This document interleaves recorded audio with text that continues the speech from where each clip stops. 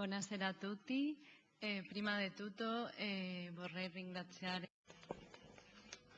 Good afternoon. First of all, I would like to thank organizers for giving me the opportunity to present this work at ENO Forum.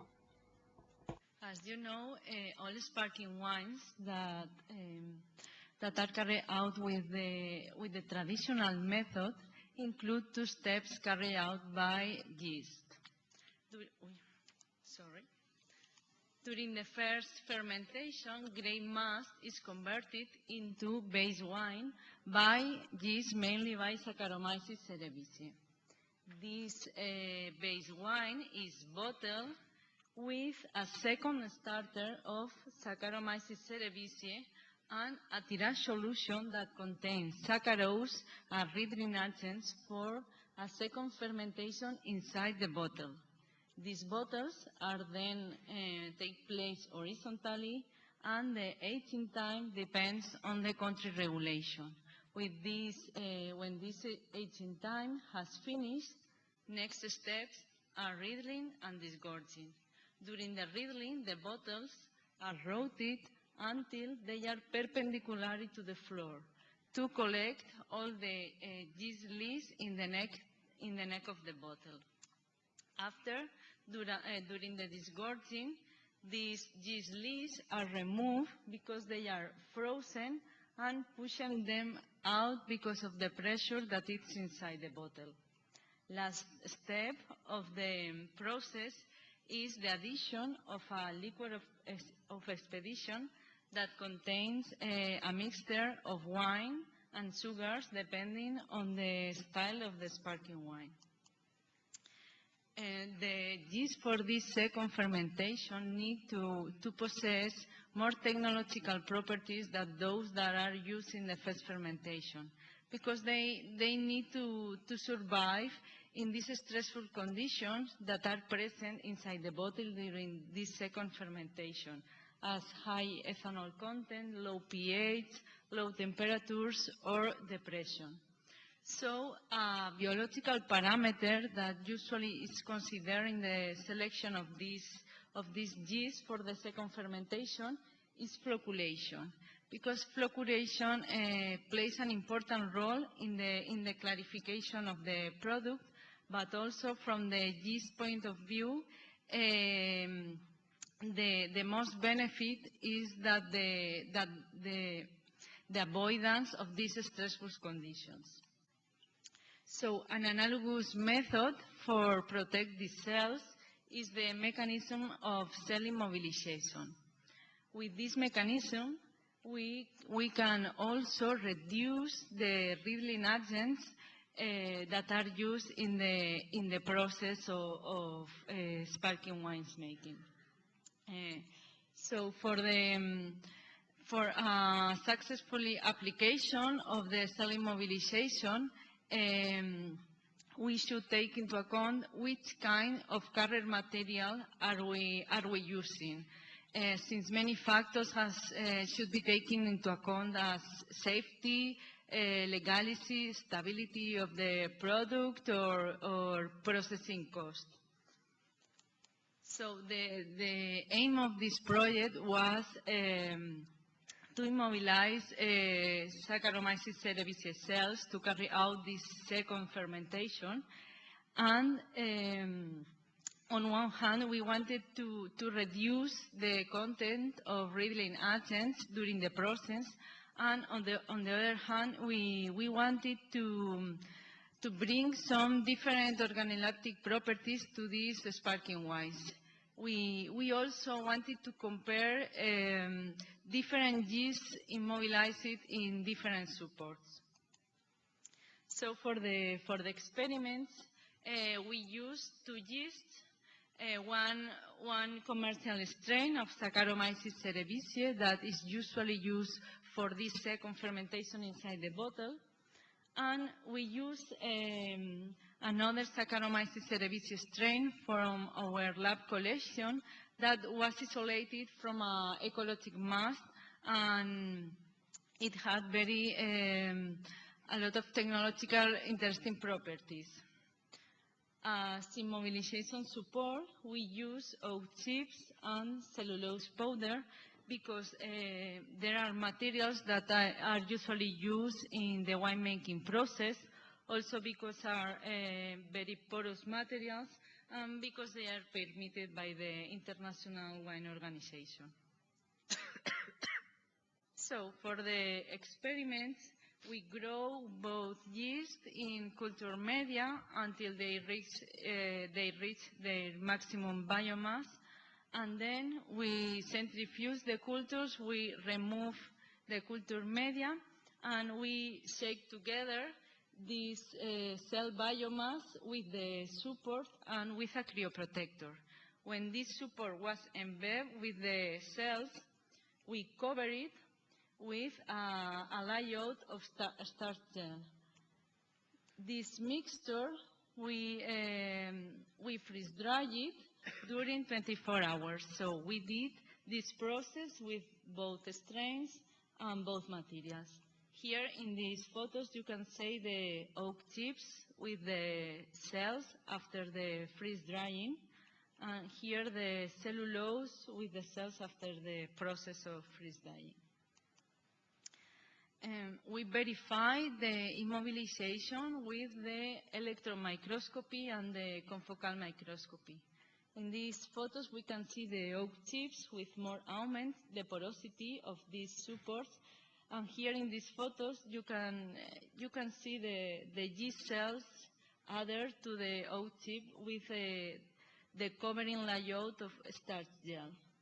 In this other photo, you can see a cellulose fiber with the cells of Saccharomyces cerevisiae immobilized.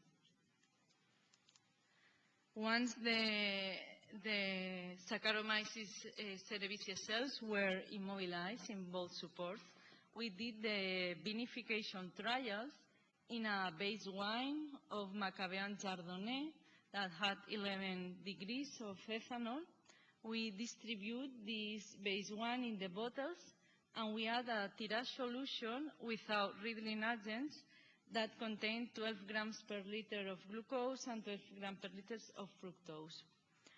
After we inoculate these bottles with both strains, with one strain, 1 gram of this strain, immobilize it in oak chips on cellulose powder, and we compare this experiment with the inoculation of free cells in a concentration of 2 per 10 to the 6 colonies forming unit per milliliter. That was the equivalent concentration of 1 gram of immobilization. All these experiments were carried out in a cellar in the region of Utiel Requena in Spain, and we did all the experiments in transparent bottles to follow this second fermentation. The aging took 9 months following the CAVA procedures, and we took samples during the first 2 months to follow the evolution of the sugars and the ethanol. After 9 months, we took samples to analyze them by the gas chromatography. Here we can see the evolution of the glucose, fructose, and ethanol by the commercial strain and the ecological strain. As you can see, in these graphics, the immobilization didn't affect to the evolution of this second fermentation, that also the ecological strain was able to do this second fermentation, and in all cases, in about less than 60 days, all the sugars were consumed, and 1.5 degrees of ethanol was formed. Among all the vinification, we can see that the commercial strain in the free cells form was consuming the glucose and the fructose in less than 30 days. When the aging was finished, we did the steps of riddling and disgorging. The step of riddling was done by a gyropalais, so it was done automatically, and the results show that the cells that were immobilized were sedimented 3 times faster than the free cells, that there were no differences between both strains, and there were no differences between the immobilization supports. Here in the pictures you can see the bottles in the Tyropalais with the sedimenting cells. Here you can see the cellulose with the frozen plug before the disgorging, and here the transparent sparkling wine after all the process. So after nine months of aging, we did the gas chromatography analysis, and we saw that the formation of volatile compounds was different depending on the use that we use and depending on the support. So as for example, we can see that the commercial yeast, when it was immobilized in oak chips, the total amount of aldehydes was lower, and contrary, the total amount of esters and lactones was higher. And when it was immobilized in cellulose powder, the total amount of acids and alcohols was higher than in the other 2 cases. When we saw the results of the ecologic yeast, they were different. As for example, we can see that the total amount of acids and lactones was higher when it was immobilized in oak chips.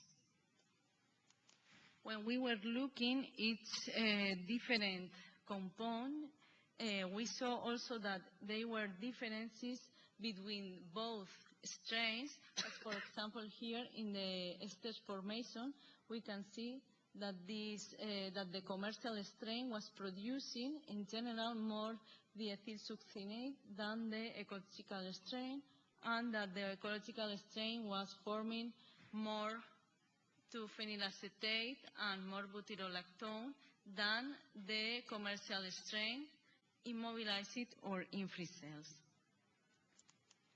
So to relate the amount of each compound with its sensorial importance, we calculate the odor activity values that relates the concentration of each compound to its perception threshold, and only the compounds that had a value more than 1 were considered to be affecting to the wine aroma. So what we saw was that, for example, the commercial yeast, when was in free cells or immobilized in oak chips, the number of different esters was higher, and also what's happening with the ecological yeast. So in this case would be more interesting the immobilization in oak chips, because will be more fruity aromas than when it was immobilized in cellulose powder. We also do a tasting panel. There weren't significant differences between them, but we saw that the best value was with the ecologic yeast immobilized in oak chips. To conclude, we can say that both commercial strains were successfully immobilized on oak chips and cellulose powder for enological use, that the second fermentation took place in all cases consuming the sugars in less than 60 days and increasing the alcoholic grade 1.5 degrees. That the immobilization promoted in both cases the process of riddling, and this process was was 3 times faster. That there were significant differences in the formation of volatile compounds depending on the yeast and on the support use. And I would like to say that also this technology can be applied in another processes. We have immobilized also in oak chips Oenococcus oeni and Saccharomyces cerevisiae, with this process to carry out the simultaneous alcoholic fermentation and malolactic fermentation. And that this project is in process to be an international patent. Thank you very much.